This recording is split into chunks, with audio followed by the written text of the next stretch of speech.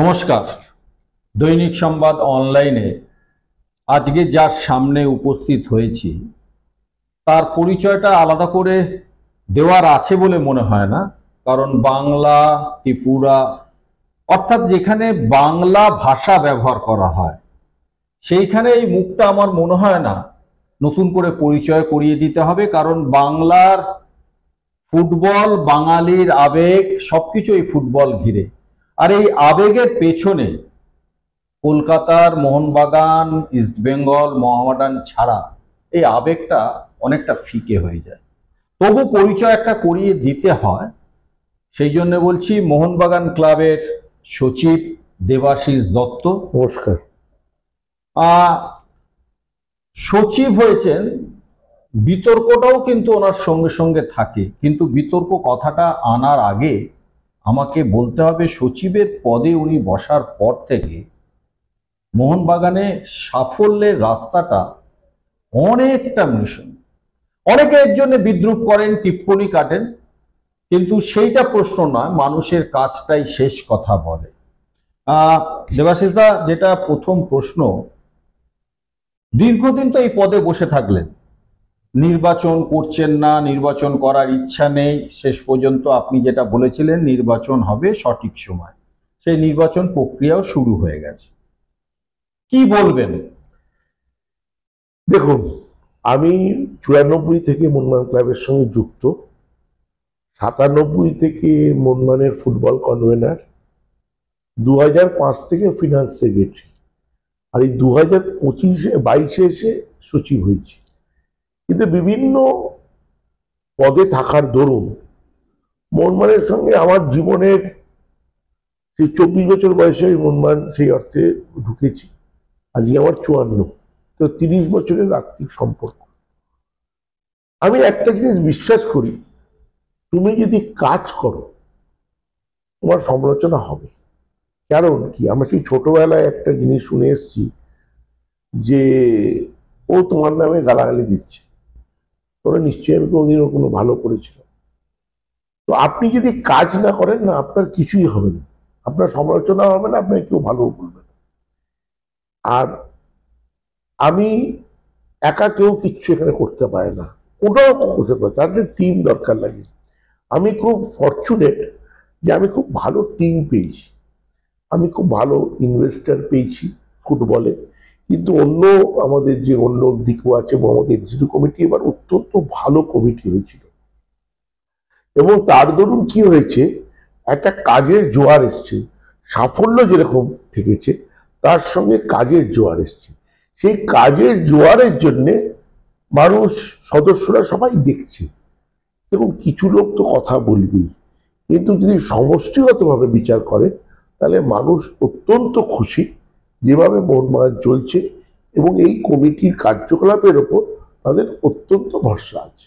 দেখুন, মোহনবাগান হকি খেলছে, মোহনবাগান ক্রিকেট খেলে, মোহনবাগান অ্যাথলেটিক্সে অংশগ্রহণ করে, কিন্তু মোহনবাগানের ফুটবল যেটা সারা বিশ্বে, তো সেই ফুটবল নিয়ে আপনি বলেন, ফুটবলের সাফল্য নিয়ে আপনি জয়গান গান, আপনার ক্রেডিট কোথায়? কিছু মানুষ তো বলছে ওটা সঞ্জীব গোয়েঙ্কার ক্রেডিট।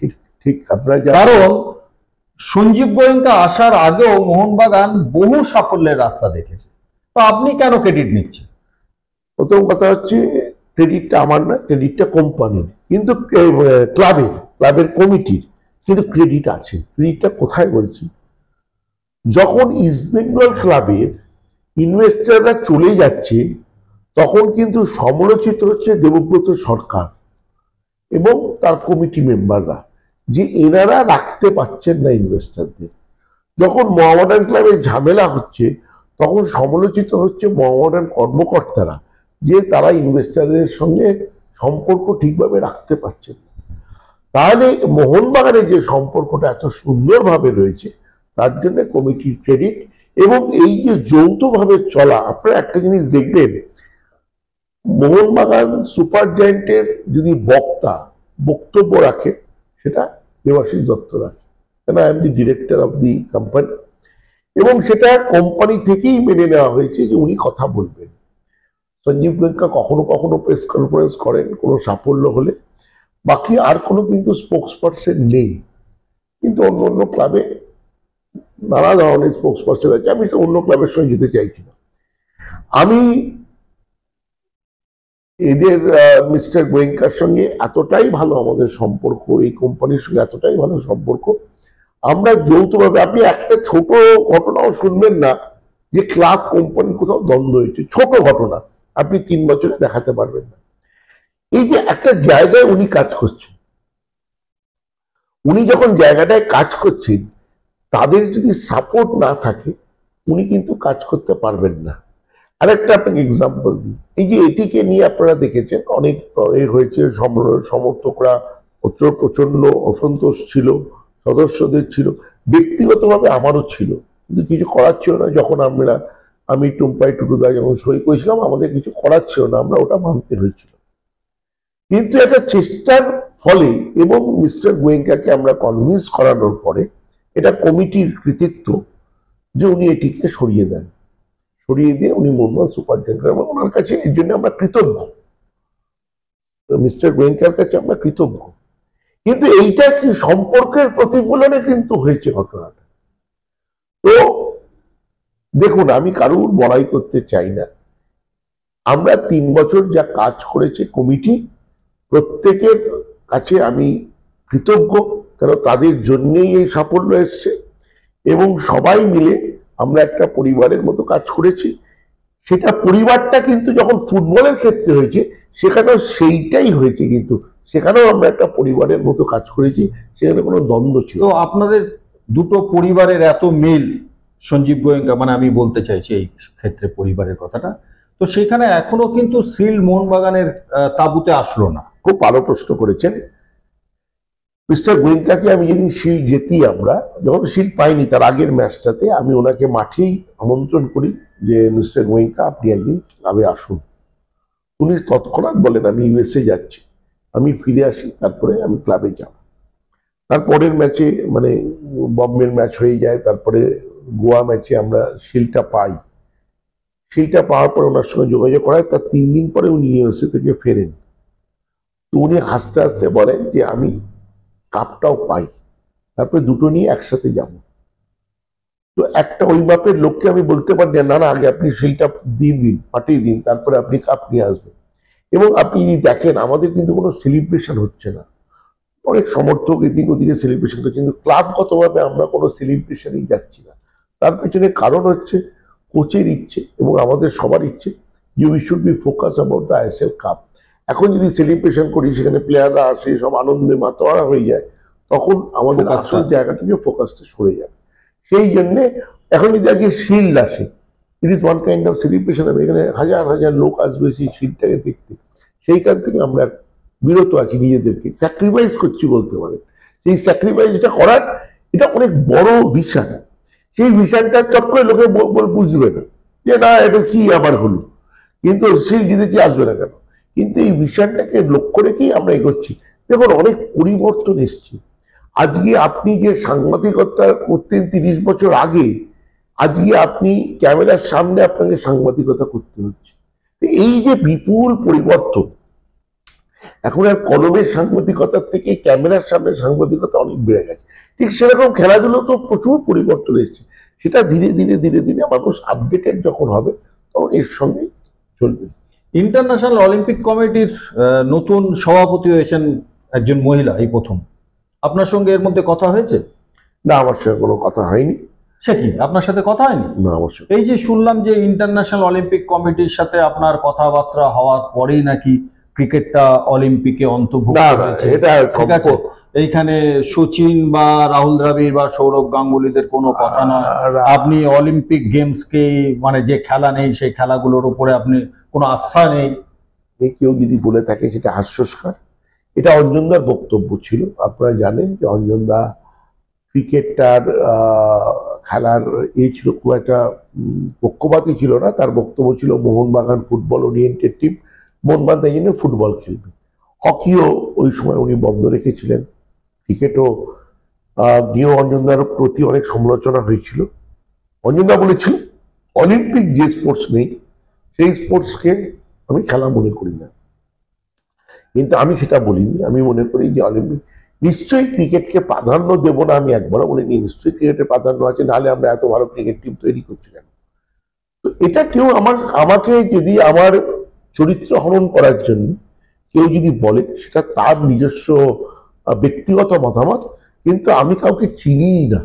তো আমার আর সেই ধৃষ্টতাই আমার নেই অলিম্পিকে আমি কোনো স্পোর্টস ঢোকাবো, অত বড় মূর্খ আমি ক্লেম করবো, অত বড় মূর্খ আমি নই।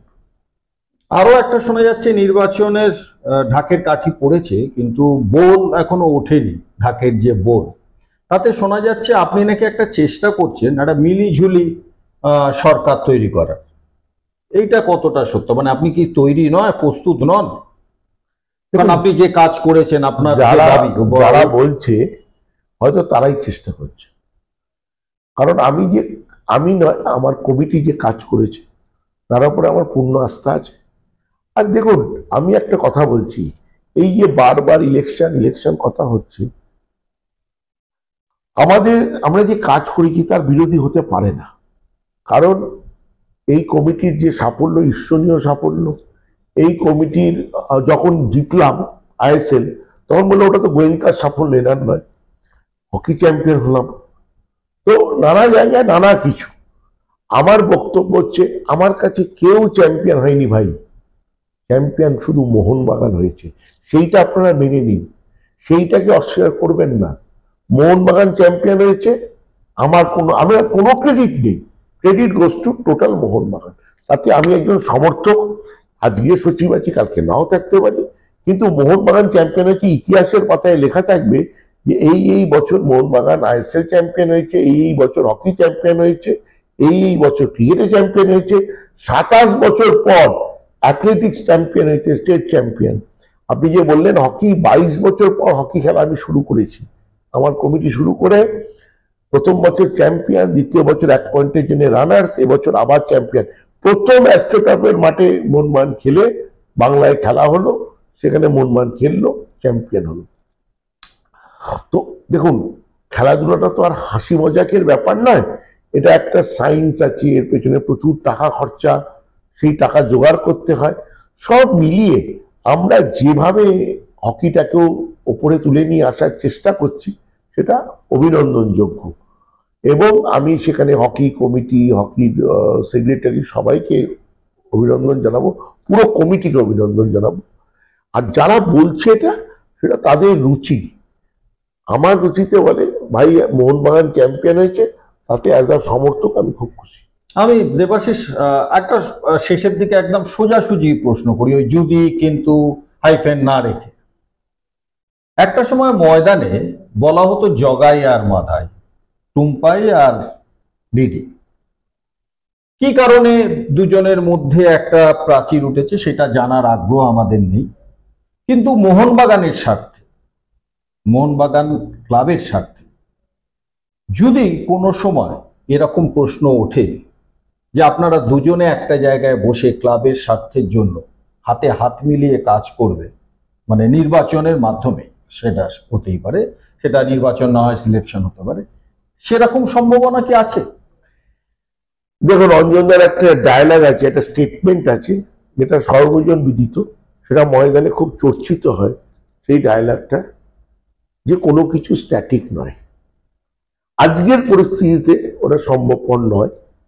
কিন্তু এই অঞ্জনদার ডায়লগটা, আমি অঞ্জনদা, দেখুন আজকে আমি যে জায়গায় এসেছি তার জন্য কৃতিত্ব যদি কেউ পায়, সেটা টুটু বোস আর অঞ্জন মিত্র।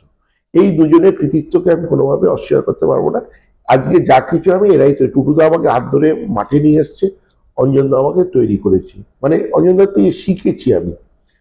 তো অঞ্জনদার এই বক্তব্যগুলো, অনেক অঞ্জনদার কিছু কিছু বক্তব্য আছে, যে বক্তব্যগুলো খুব আমার মনের মধ্যে গেঁথে আছে। সেটা হচ্ছে মাঠ ময়দানে কোনো কিছু স্ট্যাটিক নয়।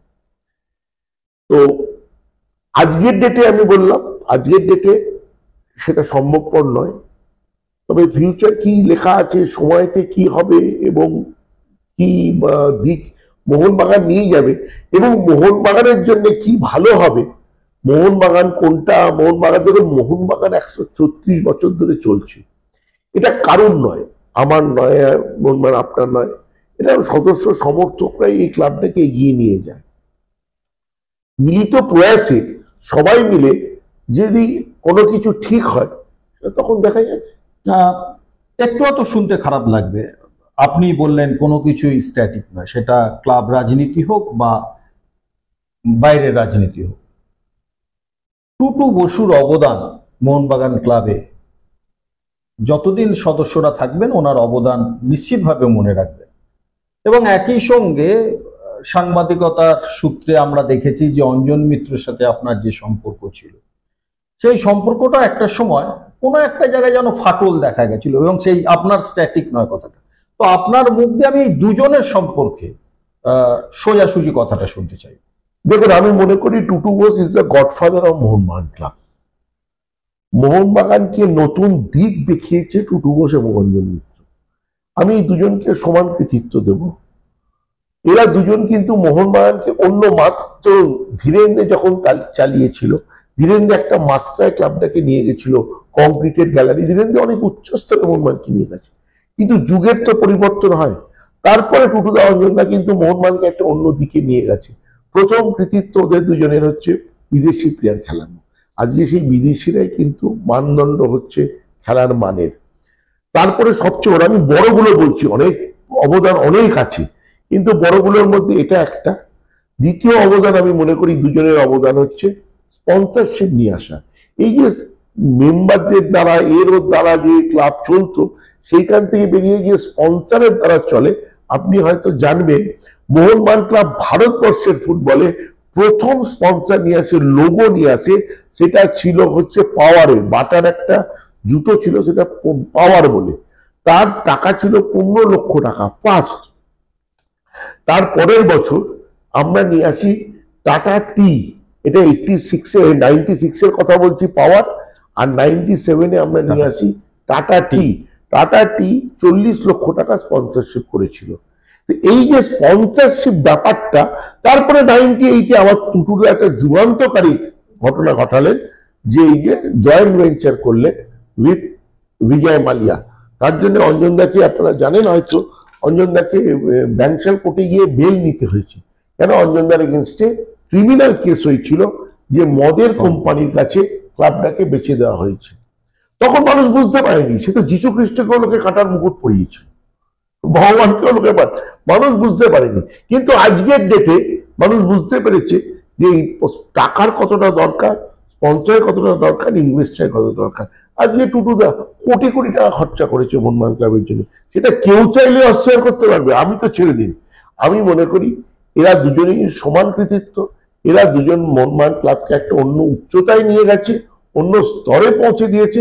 আজকে ইস্টবেঙ্গল সমর্থকরা সল্টলেক স্টেডিয়াম দাপাতো, সেখানে সল্টলেক স্টেডিয়ামে মোহনবাগান সমর্থকরা চোখে চোখ রেখে কথা বলার যে সাহসটা পেয়েছে, সেটা টুটুদা অঞ্জনদার এনে দেওয়া সাহস। তো সেই জন্য এদের কেউ চাইলেও, কেউ সমালোচনা করলেও এদের কৃতিত্বকে কেউ বুঝতে পারবে না। শেষ প্রশ্ন, আমি নির্বাচনের প্রক্রিয়া বলছি বারবার কথাটা, ইতিমধ্যে গ্যালারিতেও আমরা দেখছি সেই প্রচারের একটা অংশ প্রকাশ হচ্ছে। তো সোজা সাপটায় সদস্যদের উদ্দেশ্যে আপনি কি বলবেন আমার এই অনলাইন চ্যানেলের মধ্যে? দেখুন, মোহনবাগান সদস্যরা অত্যন্ত বুদ্ধিমান, অত্যন্ত বুদ্ধিমান। সবচেয়ে বড় কথা, তারা মোহনবাগান ক্লাবকে অসম্ভব ভালোবাসে। আমি তাদেরকে একটাই কথা বলবো, তারা যাকে যোগ্য মনে করবে তাকেই ভোট দেবে। যাদের অধীনে, একজনকে তো ভোট দিলে হবে না, আমাদের প্রত্যেক পদে লোক দাঁড়ায়। আজকে ধরুন আমি জিতলাম, বাকি ওর কেউ জিতলো না, তাদের তো কাজ চালানো যাবে না। সেই জন্য প্রত্যেকের মধ্যে যে প্যানেল দাঁড়াবে, সেখানে সবাইকে বিচার করে সদস্যরা ভোট দেবেন যাদেরকে যোগ্য মনে করবেন। আমার বিরুদ্ধে যিনি দাঁড়াবেন, তাকে যদি আমার থেকে বেশি যোগ্য মনে করেন, নিশ্চয়ই তাকে ভোট দেবেন। আমি একবারও বলবো না আমাকে ভোট দিন, কারণ আমার কাছে মোহনবাগান ক্লাবটা আগে, তারপরে আমি নিজে ব্যক্তিগত। তো সেই জন্য আমি ওই নই। আর আমি দেখুন, আমি তো অ্যাকচুয়াল রাজনীতির লোক নই, আমার কাছে মোহনবাগানের কাজ করাটাই হচ্ছে ইম্পর্টেন্ট। তো সেই জন্য মোহনবাগান যে যোগ্য লোক হবে, যাকে সদস্যরা মনে করবে, তাদের কি আনবে। নমস্কার। আশা করি যে আগামী দিনে আপনার হাত ধরে যদি নির্বাচিত হন, মোহনবাগান আরো সাফল্যের রাস্তা দেখবে। আপনারা শুনলেন দেবাশিস দত্তের সোজা সাপটা প্রশ্নের সোজা সাপটা জবাব। দেখতে থাকুন দৈনিক সংবাদ অনলাইন। এরকম আরো বিষয় নিয়ে আপনাদের সামনে হাজির হবে শুভেন্দু। নমস্কার।